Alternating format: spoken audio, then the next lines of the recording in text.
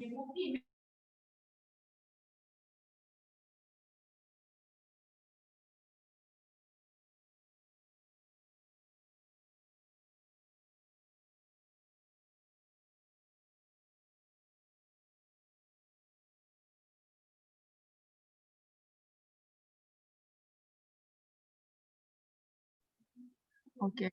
Okay. Bismillahir Rahmanir Rahim.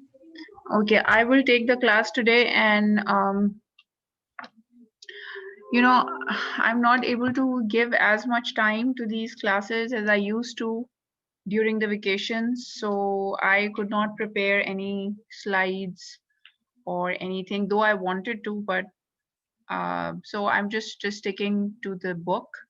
I hope I will try my best, and I hope that you guys understand. Okay, if there's any question, please feel free to ask me. Okay, so today we that are affecting the rates of reaction, except for catalyst. Catalyst was left. So today we are going to discuss the effect of catalysts on the rate of reaction. So let me start by asking you guys a question. Maybe you have done this topic already with your school teacher. So does anybody know the definition of catalyst? What's a catalyst? Miss Madra, Yes, sure. a chemical that is used to speed up a reaction, and in the end of the reaction, we can get the same that we put at the input. Yes, very good. So whenever you try to define catalyst, make sure you are including 2 points. 2 points are very important. First of all, it increases the rate of a reaction. Secondly, it itself remains unchanged. That's very important. If you miss any of the 2 points, any one of the 2 points, your definition would be incomplete. So, I mean, there are other properties of catalysts as well. Like for example, for enzymes, they are specific for enzymes. Now for enzymes, there are other properties as well, but they are not a part of the definition. In definition, you will only write these 2 points. In fact, they have given on the next, how do I go to the next page? Yeah, I am clicking. It's not taking me. Next page. Oh, okay. Oh, okay. Yeah, here on this next page, this definition. Can you see this definition? And I hope you can see. Okay, Nabil, can you see the page that I'm trying to show you? Can you see my cursor? Yes, I can. Okay, and can you also see my cursor? Yes, I can. Okay, good. Okay, so this is the definition that the book has given of catalyst, a substance that increases the rate of a chemical reaction, and the catalyst remains chemically unchanged at the end of the reaction. So there are 2 points. One is that it increases the rate of a reaction. Second, it stays unchanged. So remember that. Now, we will roughly categorize catalysts into 2 classes. One would be inorganic, the other would be organic. Okay, what do we mean by organic and inorganic? And it would be really nice if you could raise your hand. Okay, what do we mean by organic and inorganic? Real quick. I cannot see any raised hand. Sarah, you want to tell me? Miss, can you repeat your question? What do you understand by organic and inorganic? I said that we are going to classify catalysts as inorganic and organic. So what do you understand by inorganic and organic? Organic catalysts are those which are biological. Okay. And they denature at above 37 degrees. Okay. And they're also called enzymes. And inorganic catalysts are metals. Okay. See, okay, yes, you are right. Yes, but I wanted to know the meaning of the words inorganic and organic. Do you know? They are biological and not biological. Well, See, organic, remember, organic, you will come across this word in biology, chemistry. Organic means those compounds that contain hydrocarbons, and most importantly, carbon. And also they are found in living organisms. Organic means they contain hydrocarbons, and also they are found in living organisms. Not necessarily this organism part, found in the living organism part, is not a must. It is not a part of the meaning of the word organic. Organic simply means containing carbon, hydrocarbon usually. Okay. Now inorganic are the rest. Inorganic or the rest, can be any element other than hydrocarbons, other than carbon, basically. Okay, so yes, you are right that by organic catalyst we mean enzymes, because enzymes are made up of which biological molecule? Yes, ये participants की list कैसे आती है? अच्छा हाँ ये. Yes, Ajwa.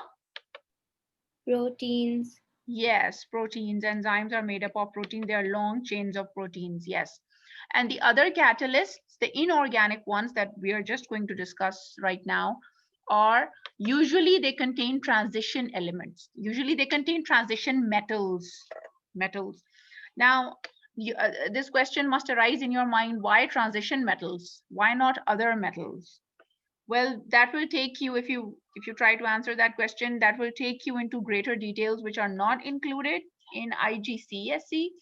But yes, it has to do with the fact that they have variable oxidation state. They can have more than one oxidation state. So because they can have more than one oxidation state, it is easier for them to shift from one oxidation state to another. And that's exactly what a catalyst does. What does a catalyst do? So let's go into the details of the catalysts. Now, this paragraph that I'm showing you, no, not this, sorry. This is the first page for catalyst. Now, they have taken this reaction of the decomposition of hydrogen peroxide into water and oxygen. So remember, there are two ways of measuring the rate of a reaction. Either you measure the amount of product being produced per unit time, because you're calculating rate, so per unit time, or you calculate how much of the reactant has decreased because it is being used up, or how much of the reactant has been used up per unit time. Both ways you can calculate the rate of a reaction. So in this particular example of decomposition, this is decomposition because one hydrogen peroxide is breaking down into two simpler molecules. They are measuring the rate of reaction by measuring the volume of oxygen being produced per unit time. Volume of oxygen produced per unit time. Now they will keep the reactants the same. They will keep the final mass of the product the same. But what they are trying to trace, or what they're trying to follow, is how fast that product is formed. How fast that product is formed. Now, they added manganese 4 oxide. Manganese 4 oxide. Now, manganese is a transition metal. So here, this catalyst has manganese as its transitional, as its metal, and its oxidation state is 4. Okay. If you write its formula down, 4 and then 2, I hope you guys know how to write the formula. The formula would become MnO2. Okay. Now they have used this manganese 4 oxide in the form of a lump, and then in the powdered form. And then I think they have also doubled up the amount of catalyst. Okay, they have performed two experiments in one. Let me take you to the next page. Yes, this is the graph. This is the a graph of the volume of oxygen against time, and the volume of oxygen is in cm cube. Here in this experiment F, They are using 0.5 grams of manganese peroxide. If my picture is not clear, please refer to, this is page number 188. If my picture is not clear, please refer to page 188 in your chemistry book. So this experiment F is using 0.5 grams of manganese peroxide, whereas G is using 1 gram of manganese peroxide. So that means the mass of catalyst has been doubled up. And you can see how that has affected the rate of reaction. The volume of oxygen in the same time, at the same time, the volume of oxygen in experiment G is much greater, though the amount of reactant was the same. The amount of reactant is the same in both the cases. And of course, finally, they will level up. If you continue the graph, they will level up to the same final volume of oxygen, because the final mass of product is not dependent upon the catalyst. Because remember, catalyst, okay, I will go into the properties of catalyst later. Right now, I'm just discussing the results of the experiment. So you saw that the catalyst, when we doubled up the amount of catalyst, the rate of reaction also increased. And if we use the powdered manganese peroxide, again, you will see an increase in the rate of reaction as compared to, please keep yourself muted kindly. And if you use the powdered form, the rate of reaction would be much faster as compared to if you use it in the lump form. Now, another thing that this picture, figure 7.21, is showing is that after the oxygen has been collected and the whole experiment has completed, after the whole experiment has been completed, this black powder, which was manganese peroxide, could be collected with the help of filtration. And if you measure its mass is exactly the same as you started with.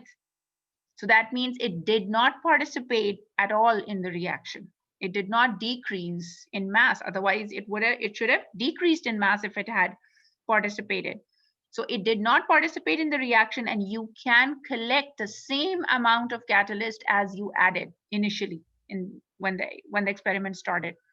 So that shows, and you can even recollect it. Okay, so chemically, and it is still manganese peroxide.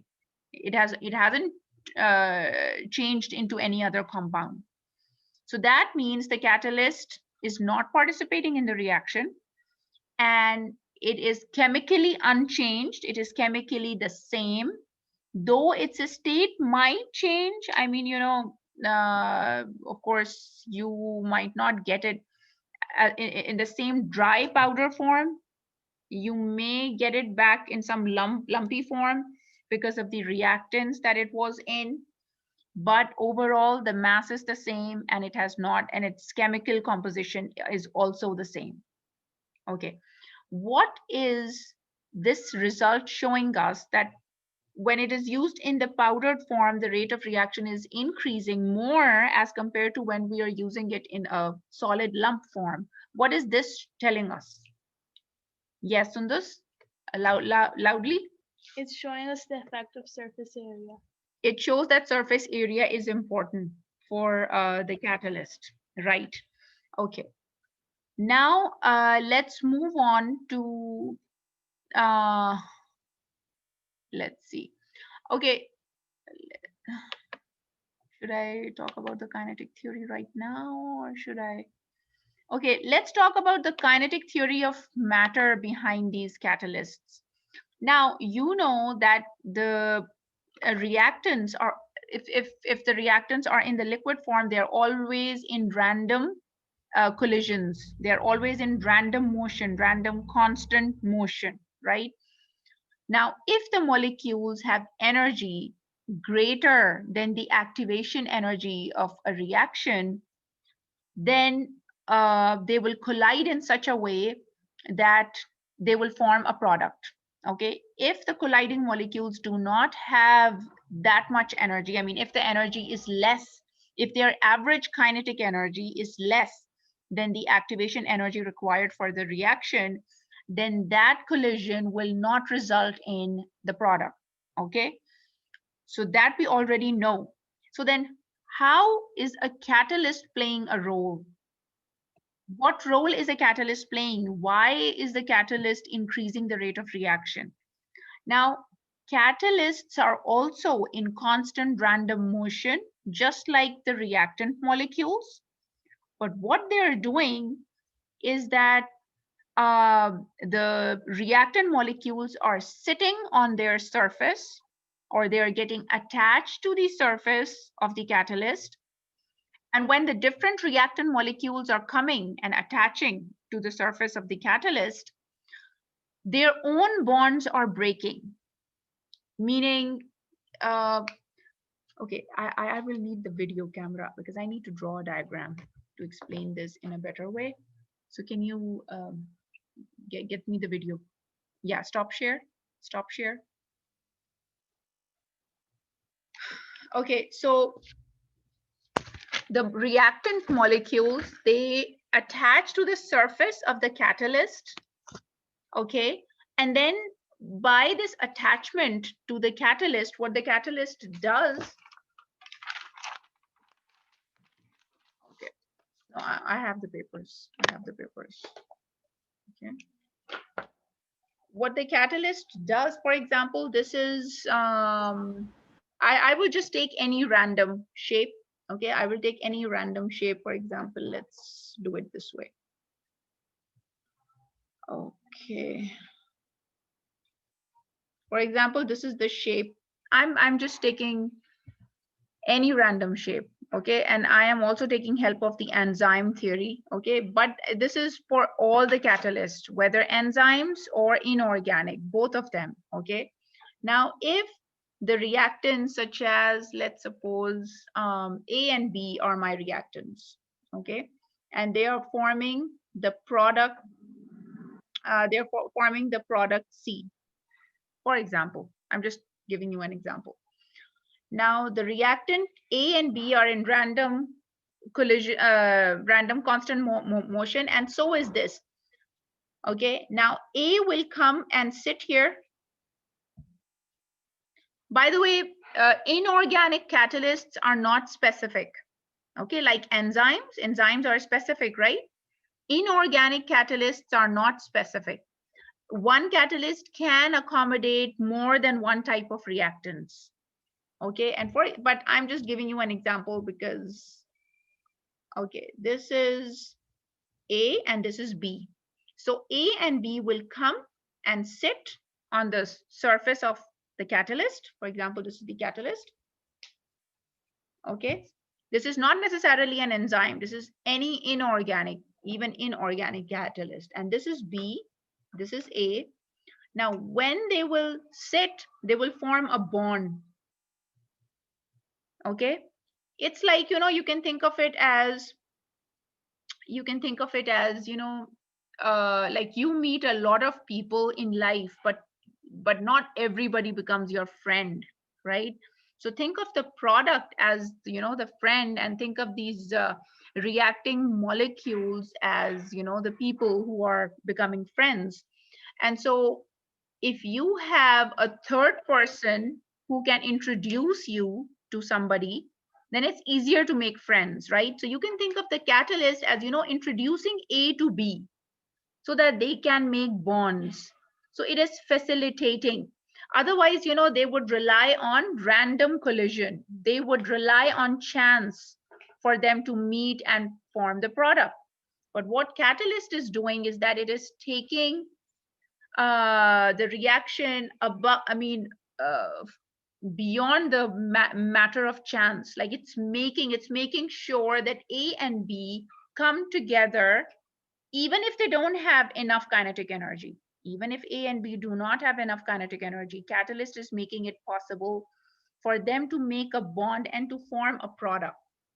And so they will combine together to form this product A and B, and now I will call this a C. Okay, so this is how catalyst aided or facilitated this reaction. It's like, you know, holding their hands, come here and become friends, hold your hands. And so there you go, you have the product. So that's the job of a catalyst. So that's what it is doing.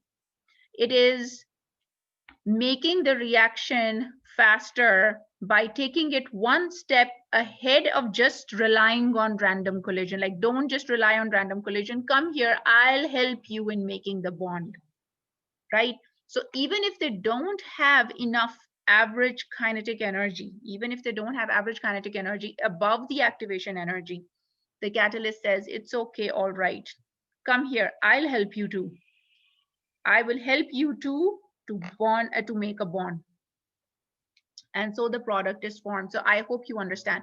So at the end, when this product is formed, it itself stays how it was. It did not become a part of the product. It is, the product will detach. The product will detach itself out. And so now it is ready to help other A and B molecules. Because remember, there are a lot of A and B molecules. So now it is ready to attach to other A and B molecules, right? And so you can have a small amount of catalyst helping a lot of reactant molecules, okay? So you don't need big amounts of catalysts for any reaction. So if you have, like, for example, 100 grams of the reactant, 1 gram of catalyst would be enough. If you have 100 grams of reactants, 1 gram of catalyst would be enough. Why? Because they don't get used up.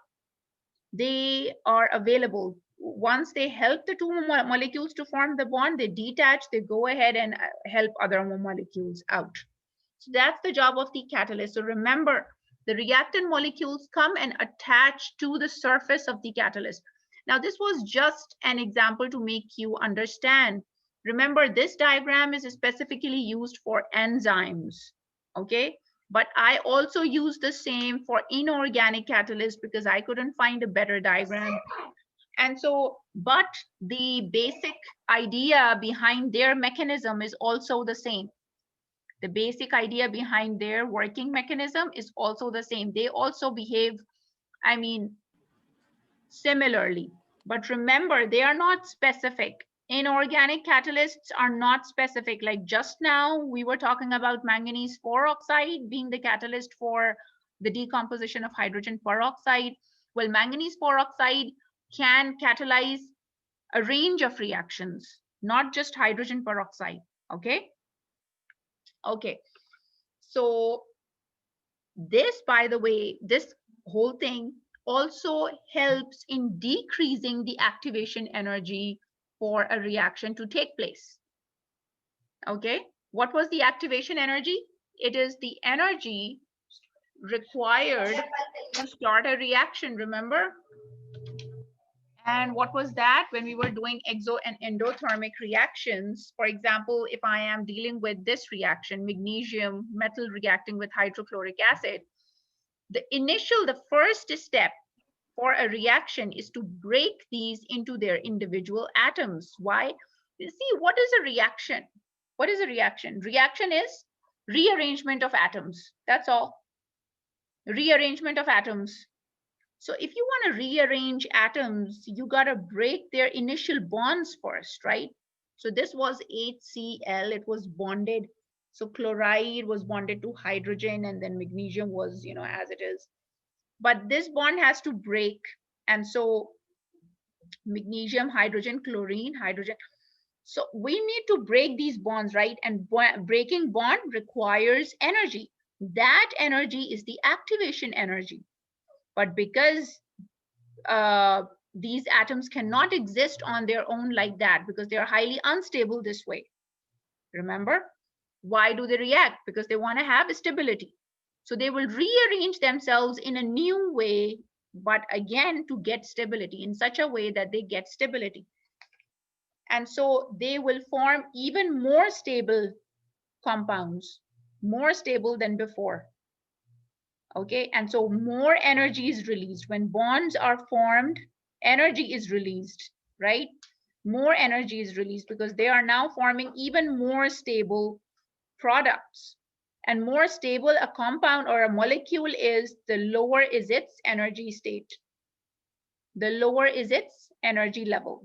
Okay, more the energy level of substances, the more unstable. We discussed this when we were discussing exothermic and endothermic. Okay, so this is the energy taken in, this is the energy given out, and so this is the difference between the two will give you the net energy released, right? Now what catalysts do is that they decrease this. What catalysts do is that they decrease this activation energy.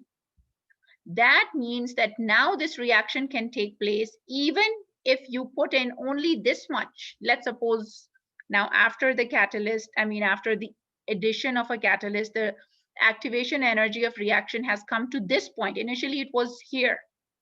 Without the catalyst, this is the amount of energy you need to put in. But after you have added the catalyst, now you need to put in only this much activation energy, which might be even absorbed from the surroundings, which might be even obtained from the room temperature. And so now it's easier, now it's easier. This much energy I can afford. Like you cannot start a business because you don't have the money to buy a shop. But if someone says that, I'm selling this shop for just 1,000 riyal and that's it. So now what has he done? He has brought the price back, right? So you have decreased the energy demand. You have decreased the energy requirement. Oh, 1,000 riyal I can afford. I can do that. Okay. And so now the reaction can take place. Now that person can start a business. Okay. So this is what a catalyst does. It brings the price down for a reaction. Okay. By holding their hands, bringing them close together, facilitating. Okay. Now this is industrially very useful. Many reactions that would otherwise take years to take place, or maybe months to take place, and you will have to have lots of energy, you will have to spend a lot of money on carrying those processes out, and it would be economically not feasible. That's where the role of catalysts comes in. Catalyst can decrease the the demand for energy. So less energy is required, and so it is more economical, it is more feasible for industries to make products at a lower cost. Okay, so that is why these inorganic catalysts are very, very important. Okay, so now can I share back? Can I go back to sharing? Okay.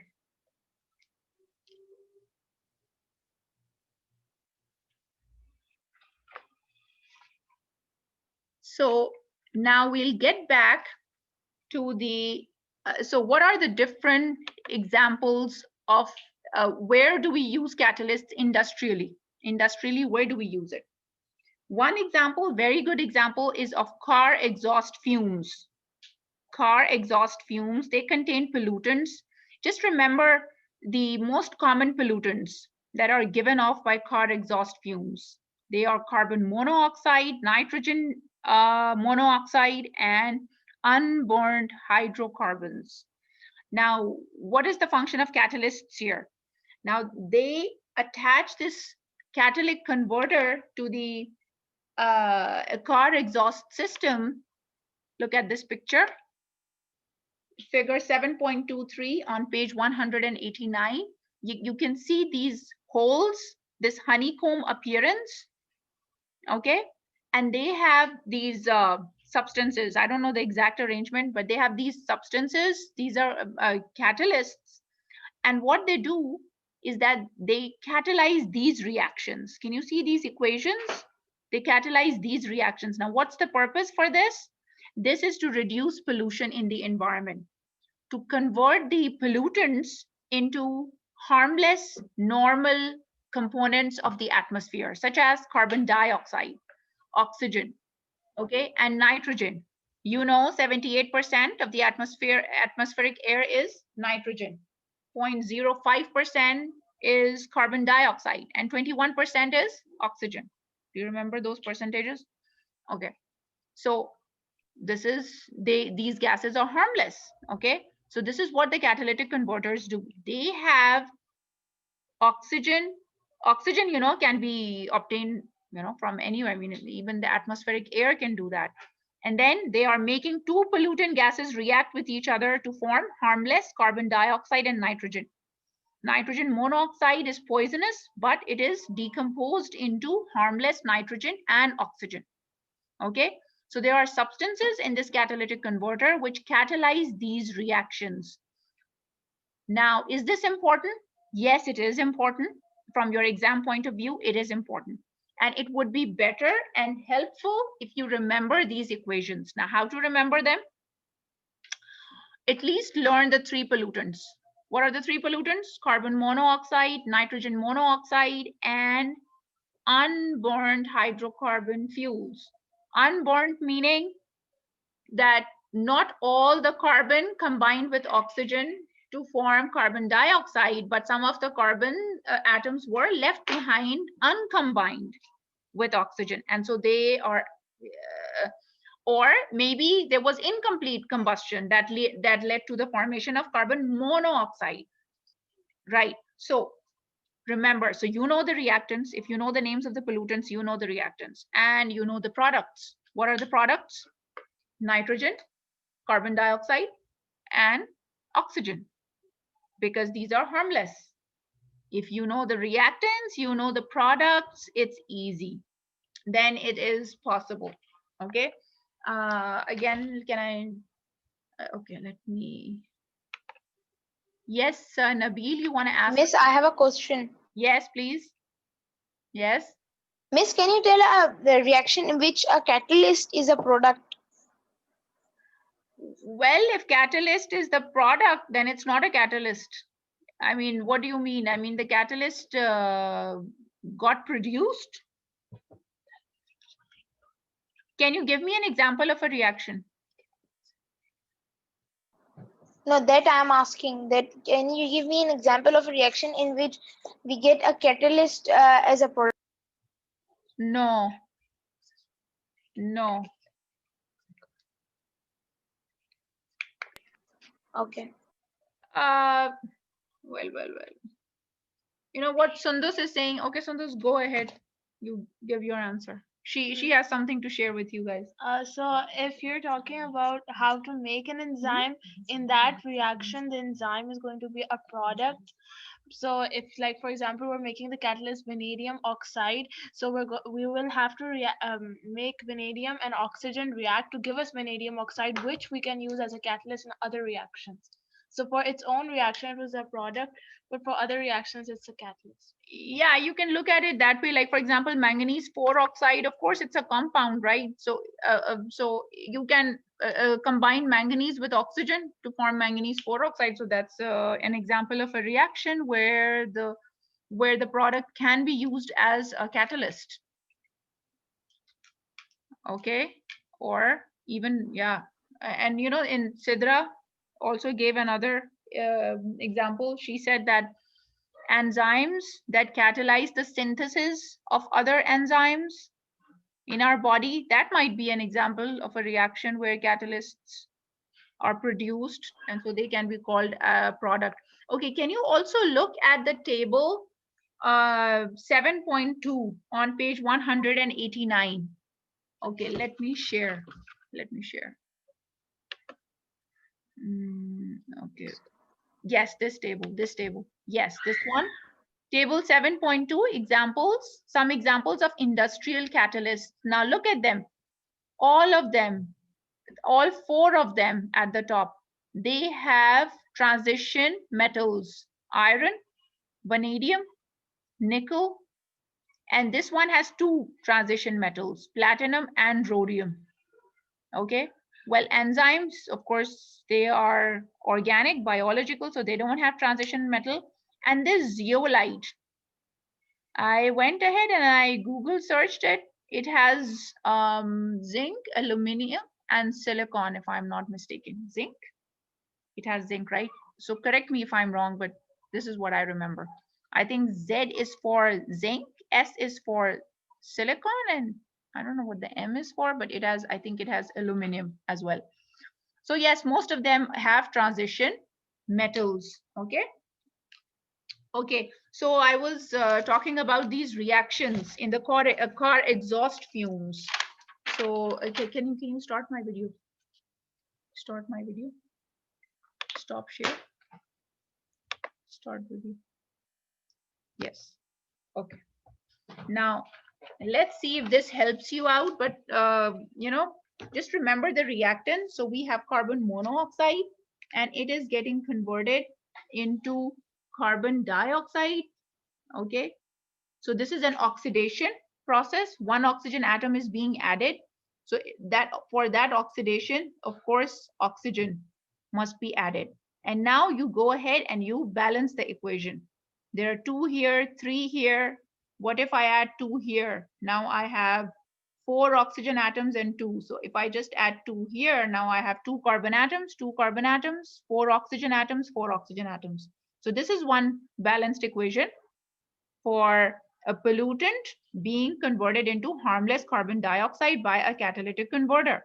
Okay, what if I have the reactant nitrogen monoxide and it will be converted into nitrogen? So I know the product is nitrogen and oxygen maybe, right?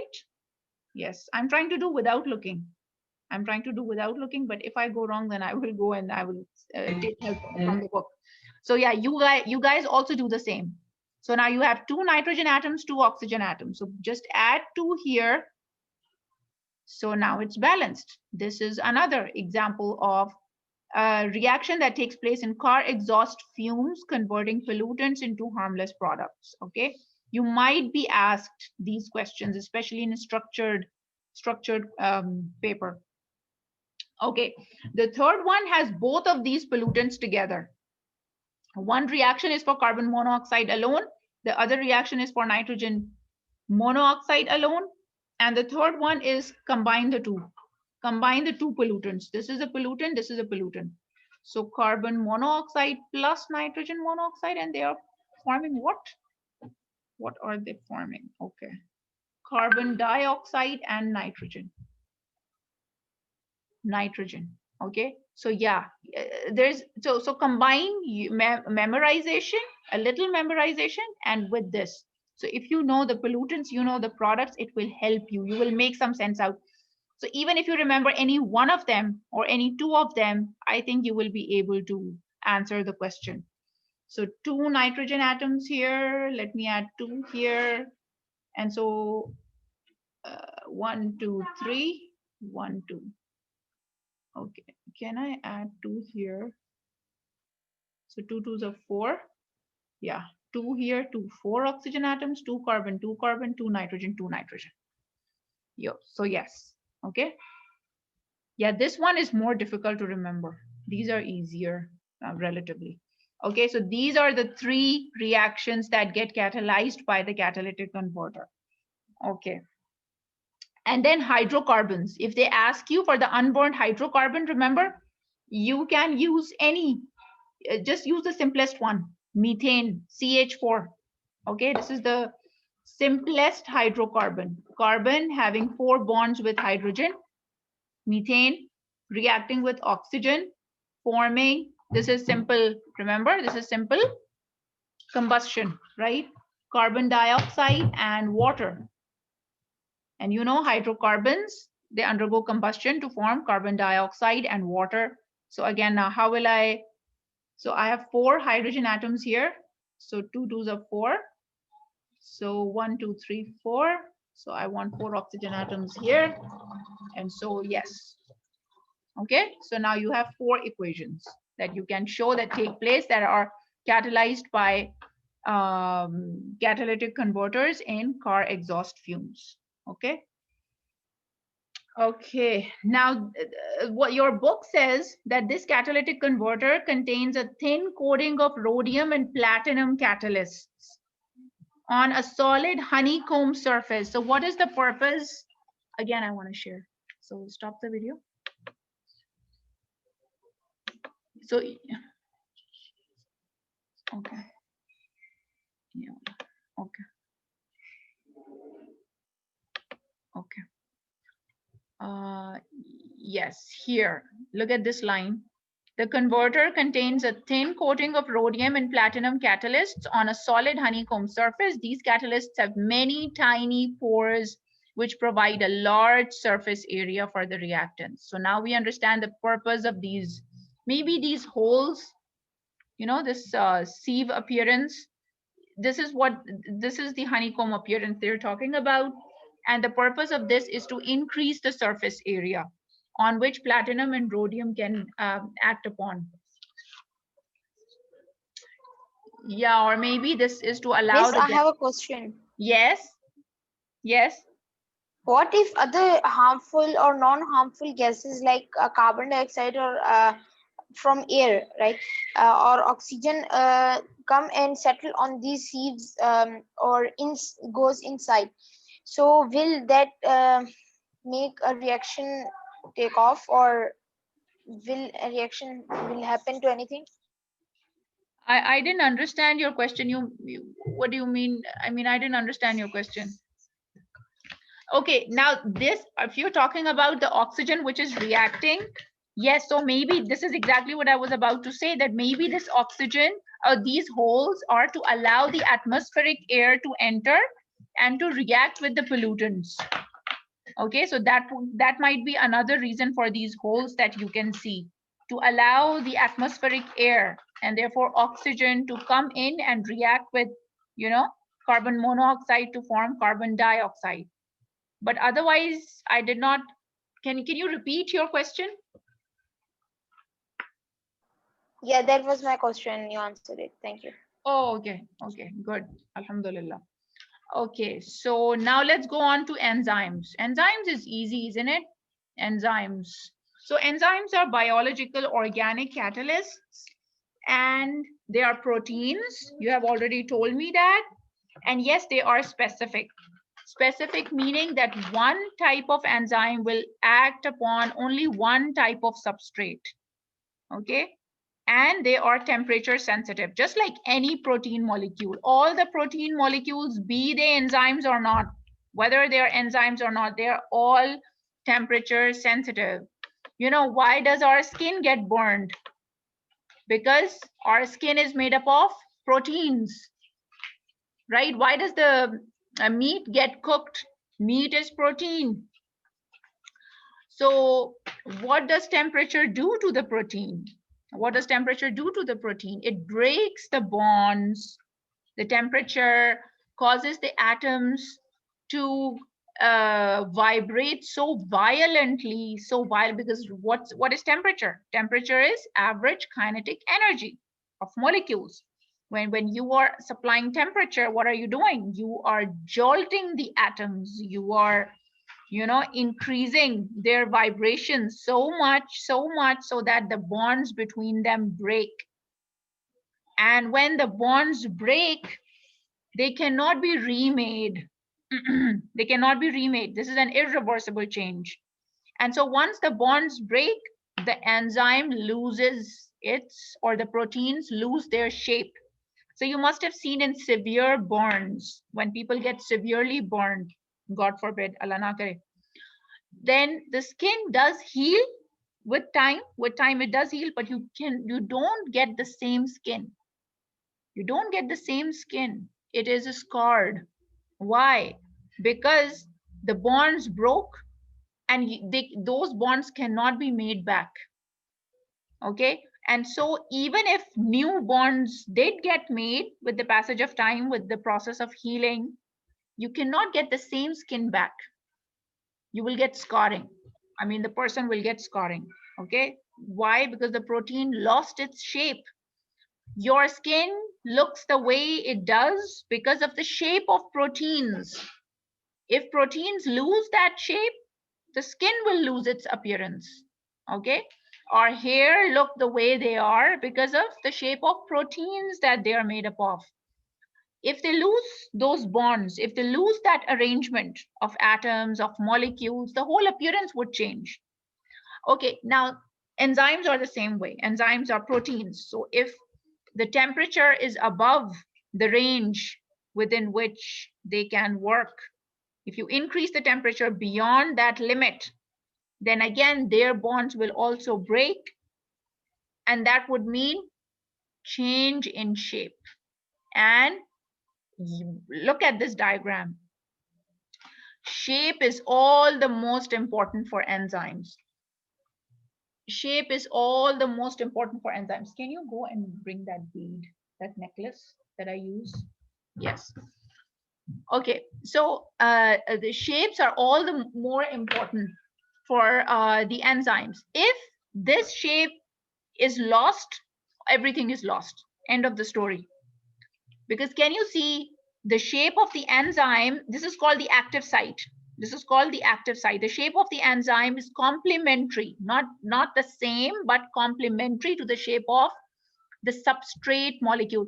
Now, here in biology, this is this is slightly biology, by the way. You will have the same chapter in biology as well. So these reactants are called substrate. Reactants are called substrate in biology. So this picture, by the way, I got from biology book. Not from your biology book, some other biology book. So you can see that the shape of the active site is complementary to the shape of these two A and B reactant molecules. Almost the same example that I gave you, right? But here we will call them substrate, or you can keep calling it reactant, doesn't matter. So now they will come and they will attach to these active site just like different pieces of jigsaw puzzle. Like, you know how you arrange different pieces of jigsaw puzzle? Now they will come and attach to the active sites of the enzymes, and this will result in bonds forming between them. So this is the end product. This is the final shape that you got. So when A and B reacted together, this is what they formed, and you can see that the enzyme detached. Now it is free to take part in another reaction, meaning with other A and B molecules. Now this enzyme has a little different shape. The active site of this enzyme has different shape. Why? Because it is for a different substrate molecule. It has a different reactant. So remember, this enzyme will only act upon A and B. And let's call this C. This enzyme number 2 will only act upon C. This enzyme number 2 cannot work on A and B at all. If you have enzyme 2, but you have reactants A and B, there will be no change in the rate of reaction because this enzyme cannot help them. Sorry. Okay. Now, what sort of a reaction is this enzyme number 2 catalyzing? It is again fitting in the substrate molecule into its active site. You know, this shape is exactly complementary. They are fitting very well, very good. But then at the end, it is breaking them. So this is like decomposition. You can think of this as this enzyme is catalyzing decomposition. It is breaking a big molecule into smaller molecule. Whereas this enzyme was catalyzing synthesis. It was combining smaller molecules to form a big molecule, right? And then this enzyme will never act upon this substrate. So you can now appreciate how enzymes are specific. They're specific. Specific meaning one type of enzyme can act upon only one type of substrate or reactant. Now, this is also called lock and key hypothesis, lock and key model. You know why it is called lock and key? Is because just like, you know, every lock has its own key. If you try to open the lock with some other key, it will never open. Why is that? Because the ridges on the key have a shape that is exactly complementary to the shape of the lock. Okay, so if you use some other key, that other key will have ridges complementary to its own lock. So it will not open the lock that you're trying to open. Did you understand? That's why it's called lock and key, where the enzyme can be seen as the lock and the substrate can be seen as the key. So it is exactly fitting in, right? This is called lock and key hypothesis. Okay. So now let me get back to this. So these are the characteristics of the biological catalyst enzymes. Okay, they are proteins, they are specific, they are temperature sensitive, And the term is denatured. If you provide more heat than what they can withstand, then they will get denatured. What is denatured? That is, their shape will get distorted. Not Okay. working anymore. Yeah, they will stop working above 45 degrees Celsius.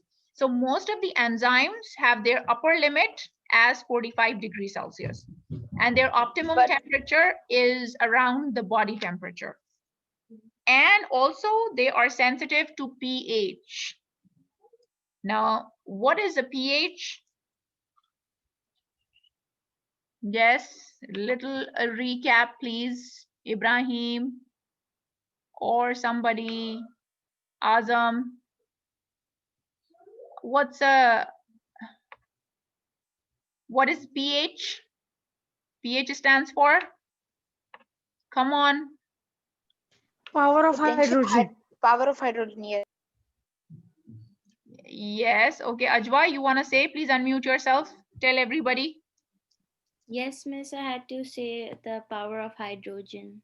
Yeah, power of hydrogen or potential of hydrogen. Can you please elaborate a little more? What do you mean?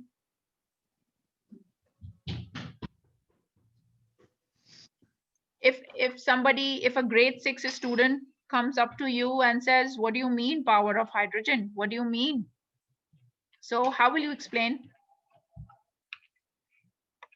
Do you guys teach your younger siblings? Teach your younger siblings, okay? That will help you so much. Okay. One. Yes, Ahmad Azam, yes. Teacher, I think pH is a measure of how acid or basic substances. Yes, but why do we say pH? Why do we say potential of hydrogen? What do you understand by potential of hydrogen?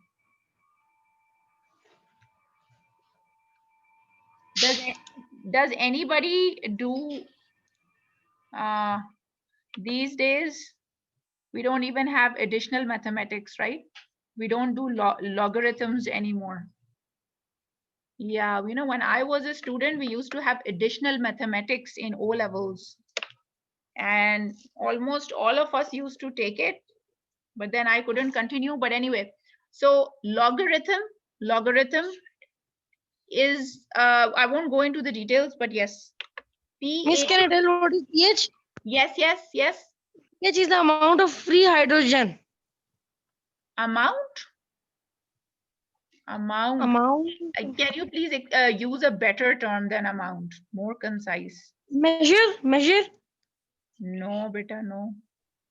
Yes. Concentration of H plus ions. Yes. You Google searched. It's okay. Even if you Google search, that's fine. Good. Yes. pH is concentration of hydrogen ions, the logarithm of hydrogen ions.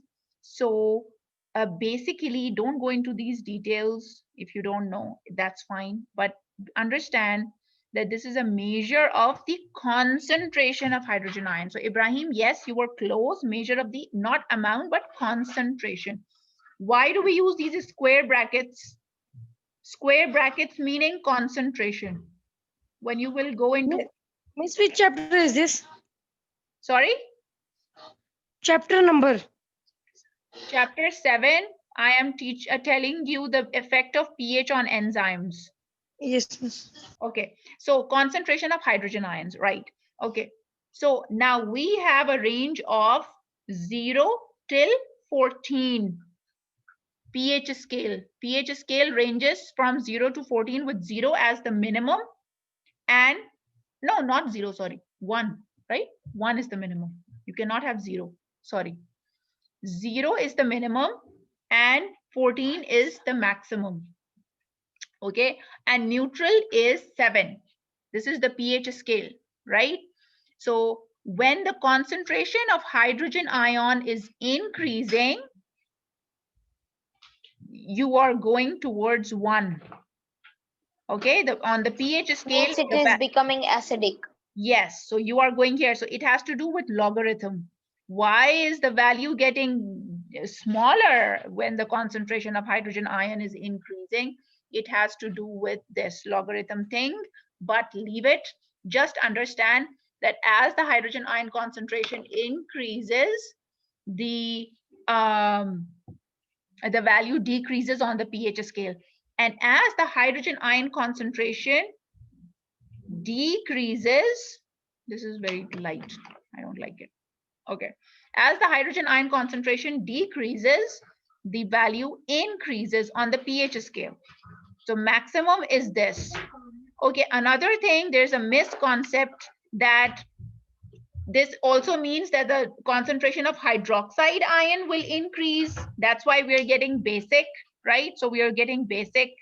So this means the concentration of hydrogen ion must be increasing. May or may not. This does not have to do with hydroxide ions. Remember, when we are dealing with pH scale, we are only concerned with hydrogen ions. Its concentration will either go up, in which case the solution is acidic, or it will go down, in which case it will automatically become basic. Why? Because water decomposes into hydrogen and hydroxide, right? So if this decreases, then you have more of this. So automatically that's why the pH increases when the hydrogen ion concentration decreases. Okay, so becomes basic. Okay, not all the basic compounds have hydroxide ions. You will come across compounds that do not have hydroxide ions in them, but they are still basic. Okay, so it has to do with the hydrogen ion concentration. Okay, so why is it that enzymes are so sensitive to hydrogen ions? Again, it has to do with their protein structure. Now, hydrogen ions do the same thing. They interfere with the bonds. They interfere with the bonds of the enzyme molecule, and they break those bonds. And because of the breakage of those bonds, they lose their shape. And when they lose their shape, they stop accommodating the substrate molecule. And when they stop accommodating the substrate molecule, the whole reaction, I mean, they cannot catalyze. Okay, just a real, I'm running out of time, just a real quick analogy, and I will, okay, I'm using the video, right? Now, I use this to explain enzymes. This is my favorite. I explain my kids using these necklaces, beads.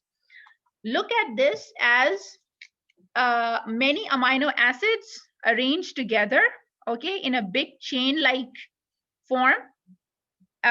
This is called a polypeptide. This is a macromolecule, long molecule.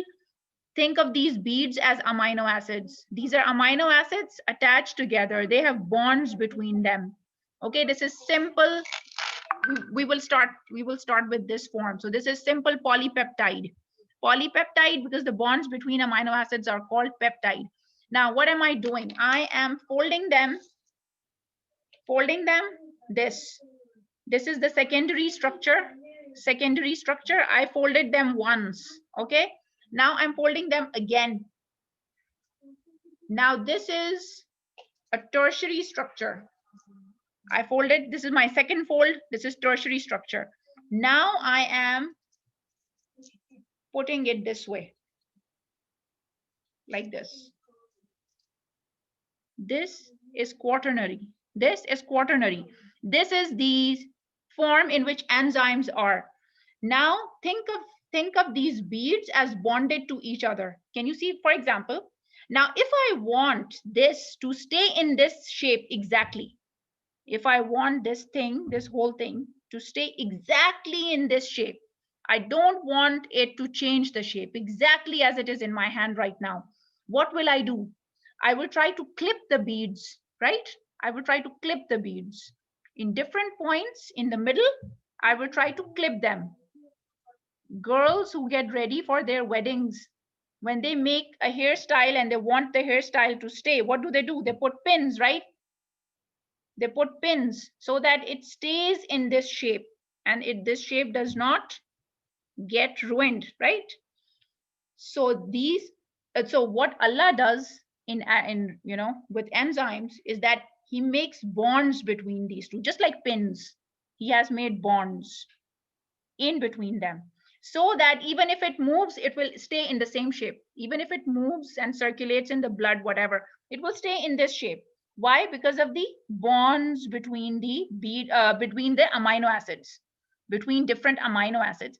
Now, when you increase the temperature, or when you expose this to very low pH or very high pH, other than what they can withstand, what happens is that these clips, these bonds break. When these clips and these bonds break, it's no longer the same shape. It's a different shape. Now, when the shape changes, now it no longer can attach to the substrate. For example, let's say it was made in this shape. For example, this shape, okay? And it was accommodating, this is the substrate. Now it is accommodating this substrate like this, okay? But now now it is D-shaped. Now this substrate can no longer, it cannot find, that shape to attach to. Now where to go? So this will not be able to catalyze the reaction. Okay, I hope I made sense. Okay, if there any question, please ask me. Otherwise, and then I will end the class. Yes, please feel free to ask. Shamim, I have recorded I have taken note of your questions of physics. Inshallah, in the next physics class, I will try to answer them. Any questions? Yes. Thank you, Miss. You're most welcome. You're most welcome. Okay, okay then. Assalamu alaikum wa rahmatullahi wa barakatuh. Allah Hafiz. Allah Hafiz. Allah Hafiz, Miss. Allah Hafiz.